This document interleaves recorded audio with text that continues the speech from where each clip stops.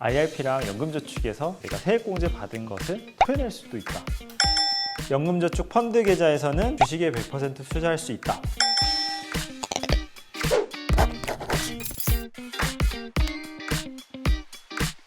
노후도 플렉스 하시고 싶으시죠?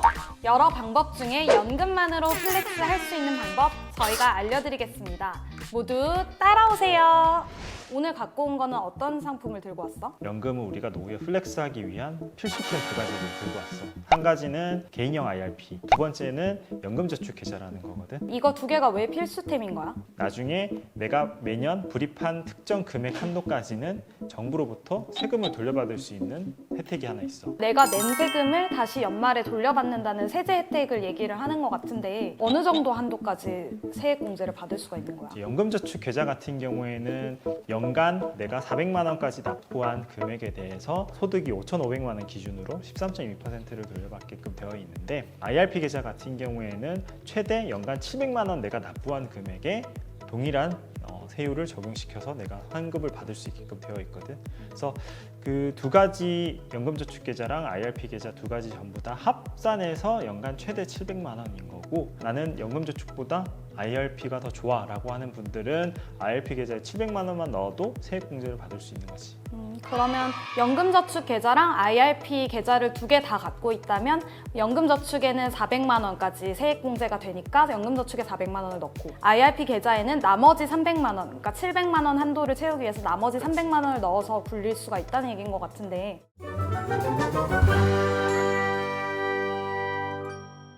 그러면 IRP랑 연금저축 계좌 둘 다 추가로 납입하는 계좌인 것 같은데 두 개의 차이점이나 뭐 비슷한 점이 있을 것 같아. 연금저축 계좌에서는 연금저축보험과 연금저축 펀드 두 가지만 가입을 할 수 있는 상황인데, 퇴직연금, 개인형 IRP랑 비교해보면 투자할 수 있는 자산에 대한 한도의 제한이 없고, 주식형 펀드에 내가 100% 투자하고 싶다면 100% 투자를 할 수 있고, 그런 좀 자유로운 부분이 있다면 개인형 퇴직연금 IRP 같은 경우에는 위험자산 투자한다고 해서 70%까지밖에 투자를 못하게끔 돼 있어. 그럼 따박이의 경우에는 연금저축 계좌랑 IRP 둘 중에 하나만 고른다면 뭘 고를 것 같아? 급전 필요한 적이 있었어 혹시? 행여나 살다가 정말 아플 수도 있는 거고, 뭐 여러 가지 사유로 내가 급전이 필요할 수도 있는데 유동성에 대한 부분을 좀 고려한다라고 하면 순서는 연금저축부터 한도를 좀 채우고 그 다음에 IRP 계좌를 하는 게 어떻게 보면 활용도 측면에서는 좀 더 좋은 것 같아, 내 개인적으로는. 따박이 설명은 두 개를 다 드는 게 좋다. 최소한 내가 납입할 수 있는 정도의 금액은 뭐 투자를 해서 세액공제 받아서 활용하는 게 제일 좋고, 그리고 IRP 계좌는 700만 원까지 세액공제를 받을 수 있는 것은 계속 유효하기 때문에 금전 상황에서 맞춰서 뭐 불입을 하면 순서는 크게 사실 상관은 없긴 할 것 같아.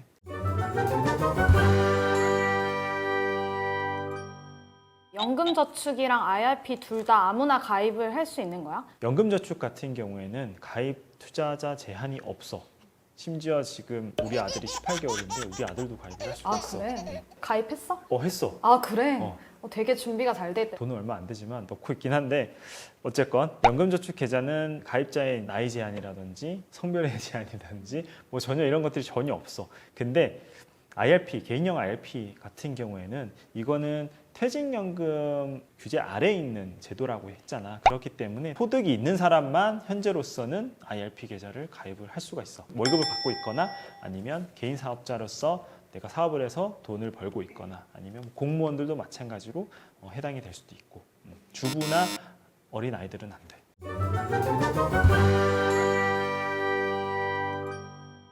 요즘에 뭐 투자를 할 때 사람들이 제일 염려스러워하는 부분 중에 하나가 수익률도 중요할 거고, 그 다음에 뭐가 중요할 것 같아? 원금 보장? 연금저축 같은 경우에는 내가 예금처럼 5천만 원까지 보장이 되는, 손해가 전혀 안 나는 그런 상품은 사실 없어. 그렇기 때문에 나는 일단 좀 안정적인 자산이 어느 정도 있었으면 좋겠다라고 하는 사람들은 IRP 계좌를 통해서 관리를 하면 더 좋은 부분도 있을 수도 있어. 근데 연금저축 계좌에는 계좌 수수료는 없어. 수수료 측면에서 보면 연금저축 계좌가 좀 더 좋을 수는 있는데, 개인형 IRP 계좌에서는 최근에 금융사들이 좀 경쟁이 좀 치열해지다 보니까 그런 수수료를 면제해주는 회사들이 많아지고 있어. 그래서 대부분 비대면 그리고 온라인으로 가입할 때는 거의 IRP 계좌에 대한 수수료가 없다고 봐도 돼.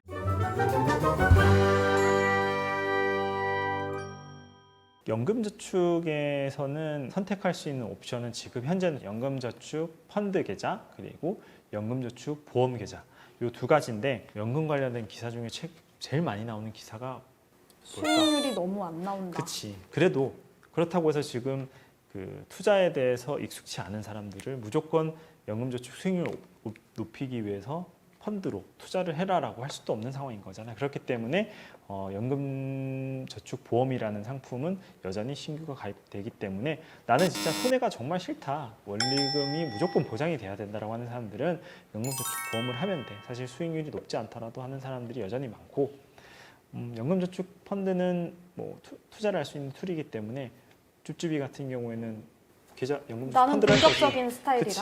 펀드를 할 할 거잖아. 것 같아. 그럼 최근에 트렌드가 연금저축 펀드로 더 많이 하고 있는 상황이긴 해. 그러면 쉽게 설명하면 원리금이 보장이 되는 게 연금저축보험, 원금이 보장이 되진 않지만 좀 더 공격적으로 수익률을 높일 수 있는 게 연금저축 펀드인 것 같네. 근데 사실은 연금저축 보험에 대해서 요즘에 안 좋은 얘기 많이 듣기는 했어. 연금저축 보험을 들었는데 수수료는 수수료대로 나가고 근데 금리는 너무 낮고 그래서 나중에 만기 때 빼려고 했더니 너무 액수가 적더라, 그대로더라 이렇게 얘기하시는 분들이 있는데 이게 맞는 얘기야? 연금저축 보험이 원금 보장은 되지만 수수료 부분에 있어서 나중에 수익률을 확인했을 때 좀 불만족스러워하는 부분이 많이 생기기도 하는데 펀드 계좌 같은 경우에는 이거를 내가 투자를 해야 된다라고 했잖아. 투자를 쭈쭈비처럼 잘 하면 뭐 수익률을 잘 낼 수는 있겠지만 방치를 해두거나 이거를 잘 관리를 안 해주면 연금저축 보험을 가입하는 것부터 못한 수익률을 나오는 경우도 있거든. 그러니까 펀드를 넣었을 때는 내가 어떻게 관리하느냐에 따라 수익률이 달라지니까 누굴 탓하기는 좀 어렵겠네.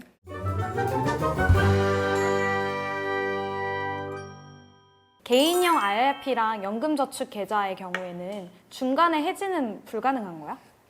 해지 같은 경우에 이 부분은 가장 중요한 걸 얘기를 안 했구나. 연금저축 계좌랑 개인형 IRP 같은 경우에는 우리가 제일 처음에 얘기했던 것처럼 정부에서 우리가 세금만 내는 게 아니라 정부에서 세금을 돌려받을 수 있다고 했잖아. 근데 이거를 세금 돌려받고 해지해버리고 먹튀를 해버리면 정부에서 가만히 있을까? 가만히 안 있겠지. 그렇지. 쫓아가서 받겠지. 그래서 내가 냈던 세금 중간에 내가 이거를 세제 혜택을 다 먹고 해지를 해버리면 정부에서는 이 괘씸한 놈 먹고 튀려고 그랬어? 네가 받았던 것보다 더 토해내 라고 하게 돼. 그래서 기본적으로 13.2%를 연간 내가 납입하는 금액에 대해서 세액공제를 받는다고 했잖아. 그래서 내가 이거를 중간에 해지하게 되면 16.5%를 토해내야 돼. 중간에 해지를 한다는 거는 뭐 만기가 몇 년인데 그 사이에 해지를 했을 경우를 얘기하는 거야? 연금저축 계좌랑 추가로 납입하는 퇴직연금 배인형 IRP 같은 경우에는 5년 이상은 납부를 해야 내가 나중에 55세 이후에 연금을 수령할 수 있는 기준 조건이 되거든. 그런 기준을 충족을 하게 되면 이제 그런 페널티를 적용받지 않겠지만 55세가 되지도 않았고 이걸 55세가 됐다 하더라도 이거를 5년 이상 불입을 안 하게 되면 중간에 받았던 세제 혜택은 토해내야 되는 거지. 그럼 내가 4년만 돈을 넣은 다음에 세액공제만 받고 중간에 먹튀 이거는 절대 안 된다는 안 되는 거네. 거지. 그러니까 무조건 연금으로 받는 게 유리한 거야. 지난 화에서 질문들이 좀 있었어서 따박이가 설명을 해주고 가야 될 것 같아. 제일 궁금한 게 퇴직연금의 디폴트 옵션이라는 거를 도입하느냐 마느냐 이게 작년에 되게 이슈였더라고. 근데 이 디폴트 옵션이라는 게 뭔가 나는 처음 들어보는 얘기인데 이게 어떤 거고 지금 왜 도입이 안 된 거야? 연금은 이거는 진짜 마라톤 같이 장기전이거든. 내가 이거를 관리하는 거에 대한 흥미를 잃어버리면 결국 방치돼 버린단 말이야. 그렇기 때문에 이 방치되는 거를 막기 위해서 디폴트 옵션이라는 제도를 도입을 하게끔 돼 있어. 내가 이거를 이렇게 운용해 주세요라고 지시를 하지 않았음에도 내가 가입한 금융기관에서 A라는 상품으로 무조건 가입되게 되는 게 디폴트 옵션이라고 얘기를 하는데 우리나라의 퇴직연금 같은 경우 연금저축도 대부분의 상품들이 투자 상품보다는 원리금 보장 상품으로 이루어져 있거든. 근데 그런 것들을 수익률을 올릴 수 있는 걸로 하기 위해서 디폴트 옵션 제도를 좀 적극적으로 도입하려고 하는 거지. 그러면 지금은 DC의 경우에 내가 운용 지시를 하지 않고 그대로 방치를 했다. 이러면 그 연금은 어떻게 되는 거야? 운용 지시를 하지 않게 되면은 기본적으로 그냥 예금으로 방치되어 있는 경우가 제일 많아. 요즘에는 퇴직연금에서는 저축은행 예금도 가입을 할 수가 있거든. 사실 일반 시중은행보다 저축은행의 금리가 더 높잖아. 그치?